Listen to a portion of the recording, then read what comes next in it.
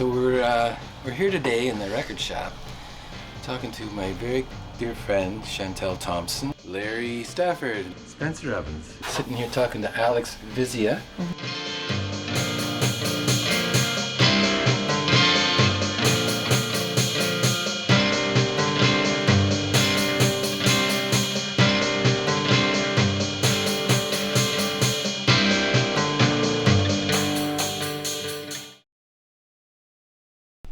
So, hi, today in Zap Records we have local musician Spencer Evans, who's going to tell us a little about his history of Kingston music. How's it going, Spence? Great. Good to see you, buddy. All right, you too, man. Awesome. All right. An artist. Yeah, and so growing up around the Belleville, Quinte area, but I've been in Kingston since 1985. Yeah. So that's a long time to be in Kingston, even though I have toured and traveled and... But you kind of moved here, I mean, kind of the same reason I moved here probably is the music scene.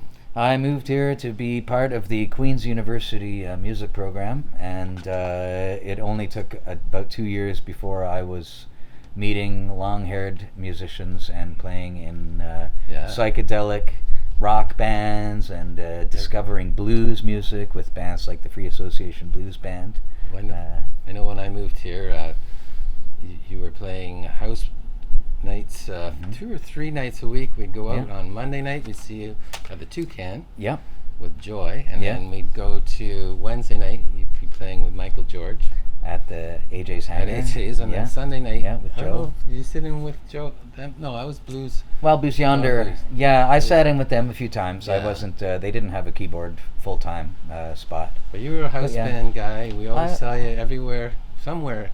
It was every night it was a different scene, Gary. You know, every bar had live music pretty much all the time because people would go to a bar to see a band, and if there was no band in the bar, people would go to another bar where there was a band. They were not interested in sitting around doing nothing, just drinking. It was like, who's the band tonight? That's probably the most important thing. Oh, it's these guys. I like these guys. Let's stay here and have a few drinks. And so it was a different scene. Yeah, we had house gigs, and that was 30 years ago. And times have changed. Live music is not what it used to be, Gary. Well, it'll get back to some of that. Let's hope we can. Don't feel too bad. I know. I don't feel too bad. It's just. I saw you the other day with your son and Zach. Performing in the Market Square. So yes, it's coming back. That is coming back. Yes, there are some gigs there for sure. So, you mentioned your records. You mentioned Ray was a big influence. Was there other big influences? Must have been lots of influences. Well, so many, because growing up, my family was not a rock and roll family. My parents were Broadway show types, classical music. So no blues, no jazz, some Beatles. My sister turned me on to Todd Rundgren. She was a huge Todd fan. And I also got into Todd Rundgren quite a bit, and mostly his albums from the 70s. And Todd really loved his, just because of the beautiful quality of the music, the chords, the singing, the layering, the fact, he did it all. And it really just, there's some just beautiful stuff. And I always was touched by music that was beautiful. I was never big into punk rock or any aggressive forms of music. I appreciated it. Certainly, John Lord and Deep Purple, like anything with keyboards, obviously. Oh yeah. So like Keith Emerson. Yeah, Emerson. Just a little too out there for me, but certainly, very much appreciated. Yeah. But it really was the piano playing, the soul of Jerry Lee Lewis reached out to me and said, "You were made to rock." And so rock and roll piano was fine, and that to me isn't like super aggressive or anything. It's just kind of flows, Johnny Johnson from Chuck Berry, Ian Stewart, Stewie, yes, beautiful, and Nicky Hopkins, beautiful piano players who added so much to all that music. Beautiful. And I went on, as you know, to not only just play in Kingston, but I hooked up with Pat Temple back in the early 90s. Yeah. And we toured across Canada, and then that led me to playing with Cowboy Junkies.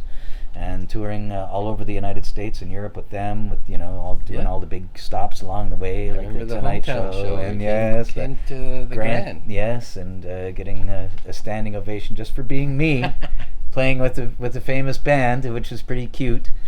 And I've played, of course, with Sarah Harmer, who's our fantastic local singer-songwriter, and Jill Barber, who hired me to play on her records a few times because she used to come see me play at the Grad Club back in the day. Yep. And so a bit of a Kingston connection there, and I've been very lucky to be part of some just beautiful session work on various records and local singer-songwriters and beyond. Just people can call me. They might want a little clarinet here and there, a little piano. Well, you got a certain sound that people are, they know what they want. They just call you. Yeah. And you can pretty much play the part. You're a ringer. I'll rock it out, or I'll play it nice and pretty.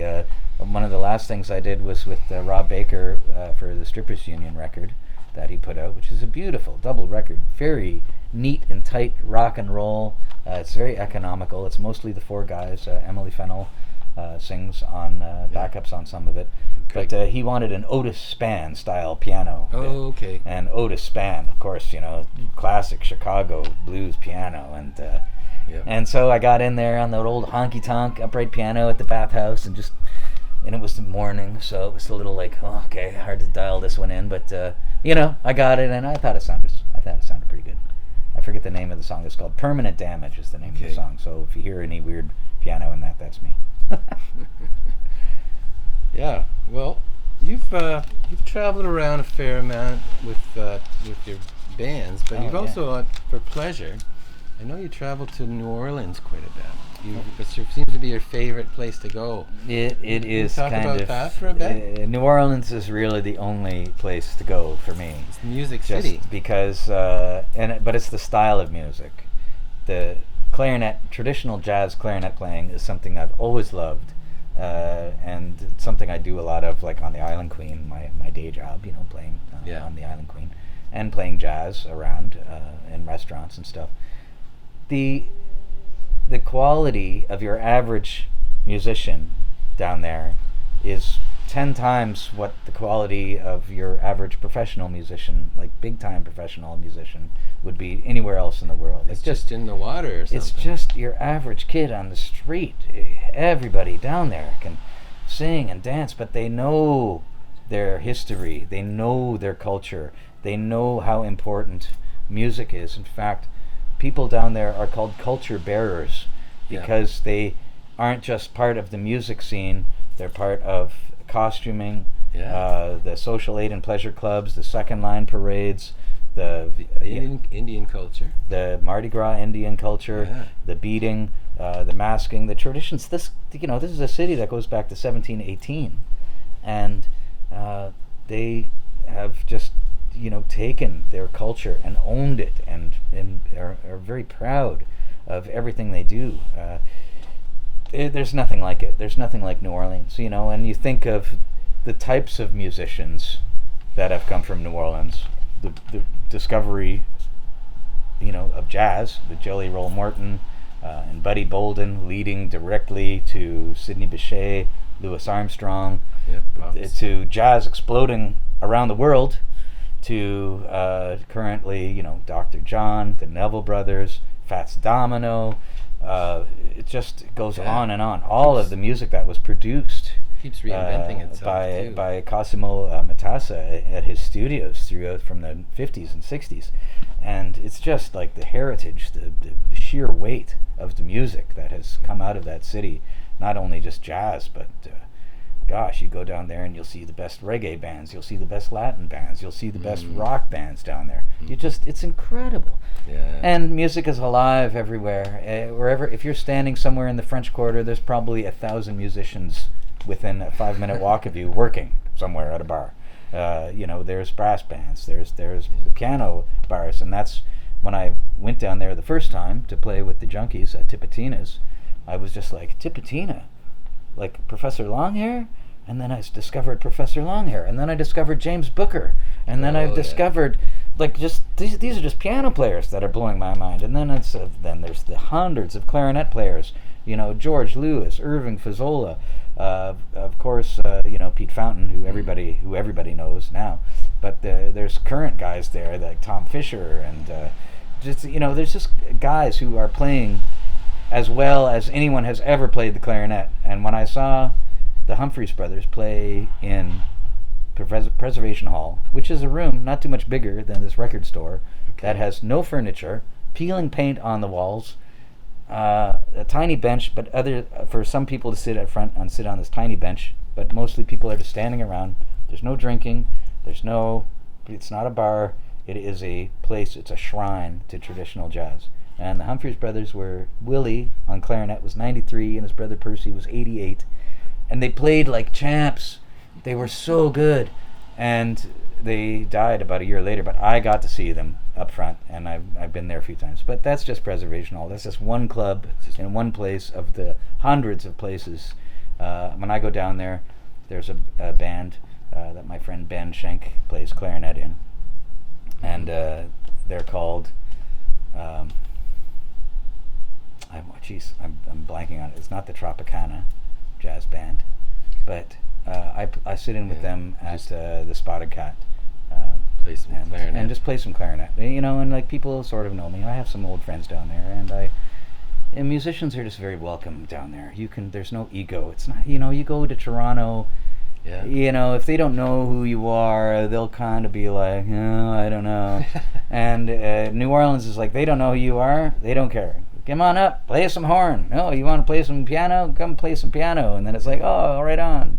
You're pretty good, and you know, whatever. We just have fun. And, I've seen little video clips. It looks like you're having a great time. I always do, but I miss it a lot. I haven't been in a while. Yeah. I don't know when I'll get back, or when it will be safe to go back, or anything. Well, give it another year, but who knows? Yeah, we're just doing. You've got memories now. One day at a time. I've got a wealth of memories of New Orleans. Yeah. Yes, indeed.